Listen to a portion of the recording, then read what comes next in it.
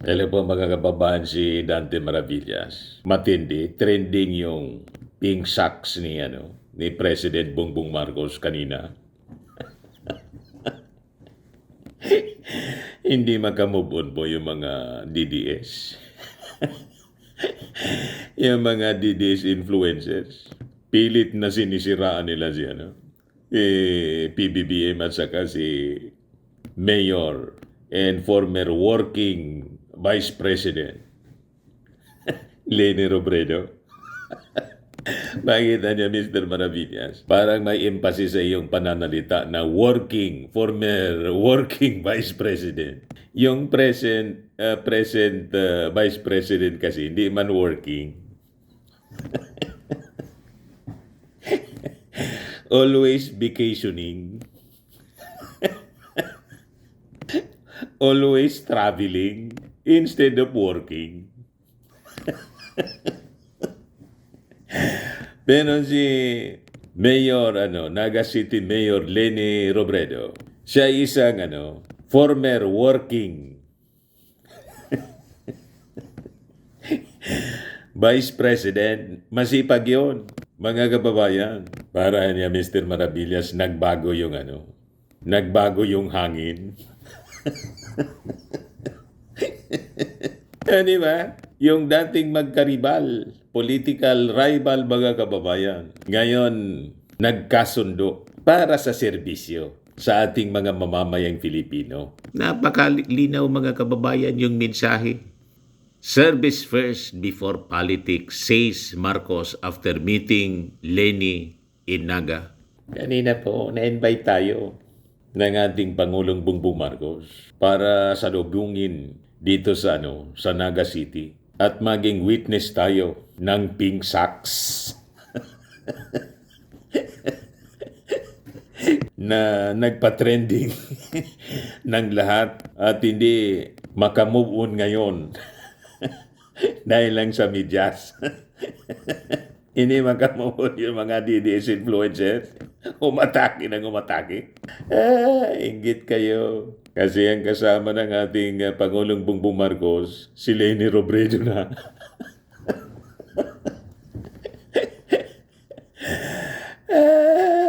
Di ba?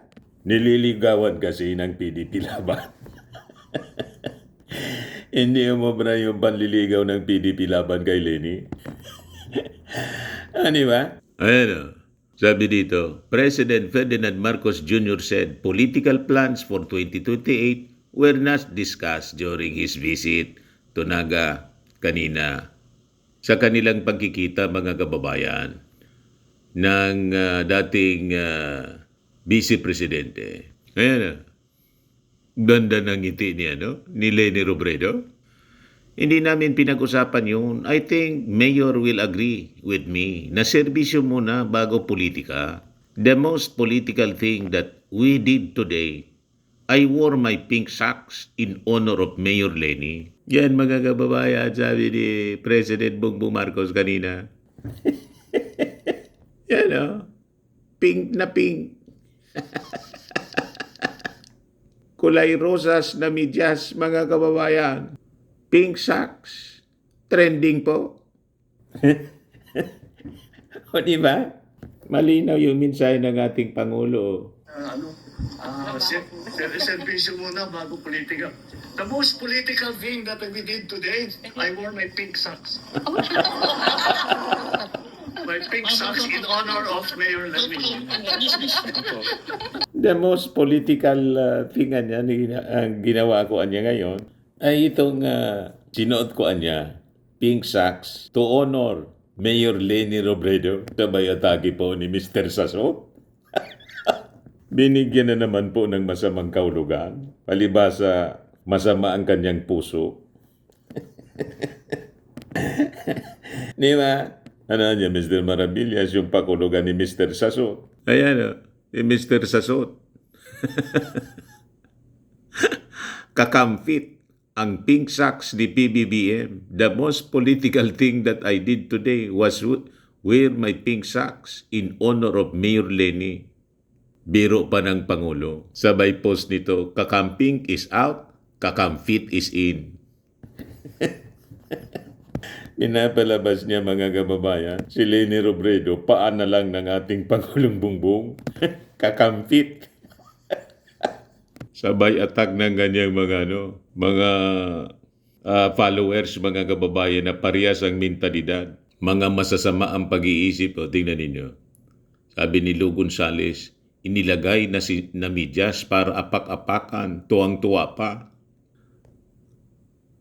Ayan kasi, all smiles yan, no?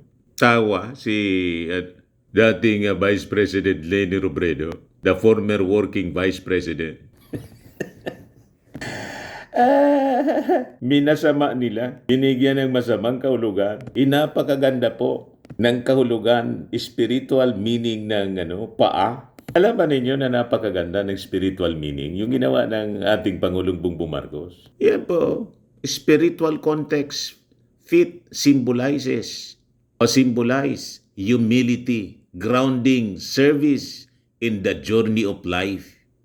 They represent the connection between the physical, material world and the divine. Kahit po sa Hinduism, humility and submission. In Hinduism, bowing to the feet of elders or deities symbolize the surrender of the ego, acknowledging their wisdom and seeking blessings. Kita ninyo, kaya blines si Leni Robredo, binigyan po ng 500 million. Di ba? Para maipaayos po yung JCM Robredo Coliseum. Yan kaya hindi makamove on yung mga DDS. Di ba? Tapos, pinaayos niya yung mga ilog dito para hindi nabahain yung Naga City kasi matindi yung pagbaha dito po. The past, last year, ano ba yun? Last year ba yun o 2024? 2 years ago. Di ba po? Tingnan ninyo naman ang ginawa sa Sagop Creek, Naga City, before and after. Di ba napakaganda? Ito yung pinunta namin kanina. Yan. Di ba? Grabe yung pagmamahal ng ating Pangulong Bongbong Marcos. Hindi siya nangungulay, mga kababayan. Hindi man magkikinabang nito po. Hindi man talaga si Mayor Leni Robredo, kundi ang buong Naga City at mga karatig bayan sa lalawigan ng Camarines Sur. Kaya po, when mature government leaders work together, real change happens. Diba? Napakaganda. Magkaiba man sila ng politika noon. Pinag-isa naman ngayon ng iisang hangarin. Ang maglingkod po sa ating bayan. Ganyan po mga kababayan, kapag serbisyo ang inuuna, hindi yung tantrums. Sino niya, Mr. Maravillas, yung mahilig mag-tantrums? Kailangan pa bang i-memorize yan? Bisyo na to. Yung pagtatantrums, mga kababayan. Ganito po ang performance. Ganito ang paglilingkod. May tunay na nagaganap. May tunay na nababago. Pati ngiti ni Mayor Leni, ang ganda po. Tingnan naman po si Mayor Leni. Di ba? Ang cute niya dito.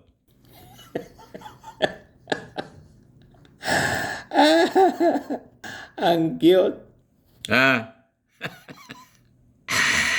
Si working BP, former BP and now Naga City Mayor, Leni Robredo, sa turnover po ng 500 million pesos para sa rehabilitation ng JCM Robredo Coliseum.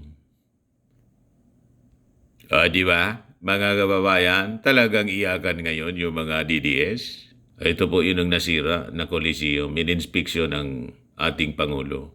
Kasama si Vince Dizon ng DPWH. Yan yung kanilang pagsalubong kanina. Yung dating magkatanggali sa politika, siniset aside na nila yung mga Pagkakaiba sa pananaw sa politika noon. Tapos na ang politika, mga kababayan. Tingnan naman ninyo. Di ba napakaganda? Welcome na welcome si PBBM. Anya Mr. Maravillas, di ba anya si Sara noong 2024? Bumisita din kay Leni Robredo. Hindi man yun imbitado. Bigla lang pumunta. Nasurpresa nga po siya, no? Na-surprise si Leni Robredo. Yan yung mga balita, no? September, ginulat siya. BP Sara Pace, BP Leni, surprise visit to Naga. Yan, no? Gate crusher. Hindi man imbitado, biglang pumunta.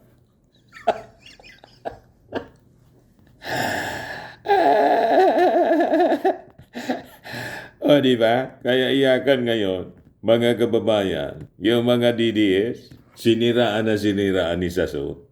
Minamasama yung pagsuot pati ng ating Pangulo ng pink socks. Ang paa po ay simbolo ng humility. Hindi yung apak-apakan tulad na gusto ninyong palabasin ng mga nag-react dun sa post ni Sasot na kakamfit. Imbis daw kakamping, kakanfit na.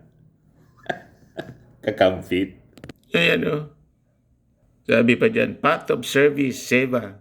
Washing feet is a profound biblical and universal gesture of hospitality, humility, and loving service. Grounding and connection. Yan o. As the lowest part of the body, yung paa daw, feet connect humanity to the earth's anchoring spiritual energy in the physical realm.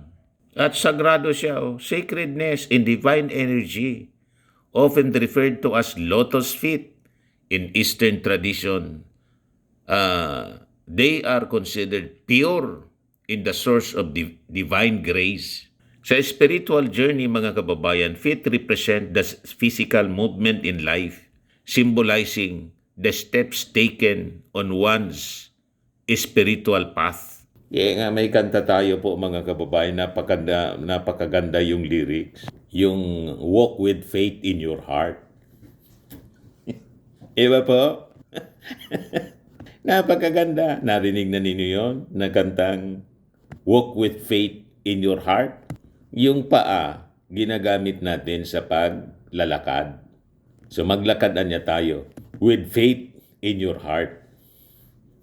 Di ba? Walk with faith in your heart. You'll never walk alone. O, di ba? For with faith in your heart, the world is your own. You never will grieve if Him you believe and walk with faith in your heart. O, di ba, Mr. Sasot?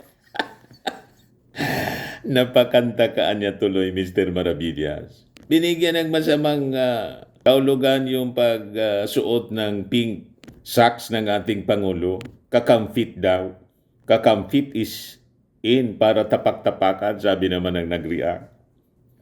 Apak-apakan daw. Hindi ninyo kasi naintindihan yung spiritual meaning ng paa. Kung wala kang paa, makalakad ka. So napakahalaga ang paa. At yung paa ng ating Pangulo, sinuotan niya ng pink socks. Di ba? Nasabi ng ating Pangulo, I did anya to honor Mayor Leni Robredo, which is a symbol of humility ng ating Pangulo. Mismo siyang pumunta sa mayor na dati niyang katunggali sa pagkapangulo. Di ba napakalinaw na humility? Humble man talaga po ang ating Pangulo, hindi mayabang. Kahit kanyang karibal, political rival sila, pinuntahan niya para sa ngalan ng serbisyo sa ating mga mamamayang Bicolano. Di ba? Kung iba po, ibang politiko na bindiktibo, ay, hindi po vindictive yung ating Pangulong Bongbong. Alam na ninyo kung sino yung vindictive na ang sabi, kumandaan niya kayo pag nanalo, yan kung makapanalo. Kung ma-impeach. Di ba? What if hindi na umabot sa pagkandidato. Disqualified. Ngayon pa lang po, malinaw ang kanilang pagbabanta. Umandaan niya kayo, mga congressman. Ang pipirma, sabi ni Daryl Yap.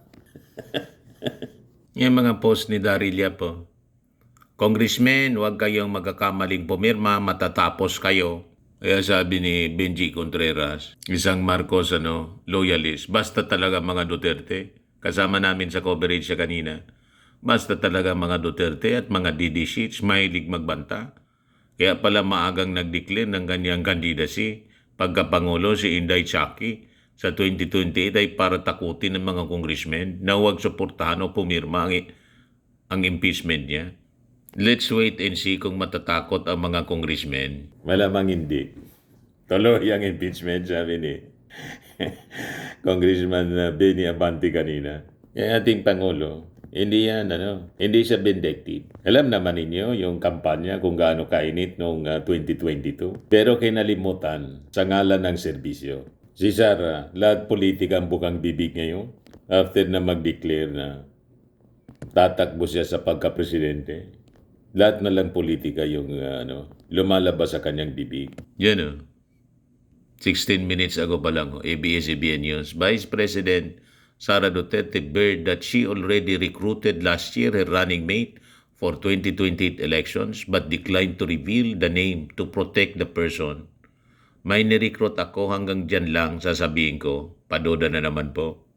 Nirecruit ko siya last year, kaso wag muna natin siyang pag-usapan. Protektahan natin yung tao hanggang sa makapag-desisyon siya kung anong gagawin niya sa karira niya. Pabitin-bitin para abangan ng mga tao, ng mga taga-media. Lahat lang pansarili. Puro politika, walang serbisyo. Pero ano sabi ng ating Pangulo? Hindi namin pinag-usapan yon, yung politika. I think Mayor will agree with me na serbisyo muna bago politika. The most political thing that we did today, I wore my pink socks in honor of Mayor Lenny. Di ba? Yan ang ating leader. Napakadalisay ng kanyang puso, mga kababayan, sa pagsiservisyo sa ating bayan. Okay po? Ayan lang muna ang ating short video ngayon. Ako po si Dante Maravillas. Bye-bye po. God bless.